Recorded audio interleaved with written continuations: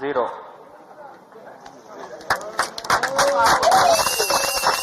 Liftoff normal. Majestic liftoff of the PSLV C-59 Probattery mission. അഭിമാനമായി PSLV പ്രോബാത്രി വഹിച്ചുള്ള ISROയുടെ PSLV C-59 വിക്ഷേപിച്ചു. ശ്രീഹരിക്കോട്ടയിലെ Satheesh Dhawan ബഹിരാകാശ കേന്ദ്രത്തിൽ നിന്ന് വൈകുന്നേരം 4:04 വിക്ഷേപണം. സൂര്യന്റെ കൊറോണയെപ്പറ്റി പഠിക്കാനുള്ള ഇരട്ട ഉപഗ്രഹങ്ങളാണ് ദൌത്യത്തിലുള്ളത്. കൃത്രിമമായ സൂര്യഗ്രഹണം സൃഷ്ടിച്ച് സൂര്യന്റെ പ്രഭാവലയത്തെപ്പറ്റി ഉപഗ്രഹം സൂക്ഷ്മമായി പഠിക്കും. 145 മീറ്റർ വ്യത്യാസത്തിലുള്ള ഭ്രമണപഥത്തിൽ ഇരുപഗ്രഹങ്ങളും സഞ്ചരിച്ചാണ് ഇത് സാധ്യമാക്കുക. ഏറ്റവും ഉയരത്തിലുള്ള ദീർഘവൃത്താകൃതിയിലുള്ള ഭ്രമണപഥത്തിലാകും ഇവയെ ഉറപ്പിക്കുക. കുറഞ്ഞ ദൂരം 600 കൂടിയ ദൂരം 6530 കിലോമീറ്ററുമായുള്ള പഥമാണ് ഇത്. 1000 കിലോമീറ്റർ ഉയരത്തിൽ ഉപഗ്രഹങ്ങളെ ആദ്യഘട്ടത്തിൽ എത്തിക്കും.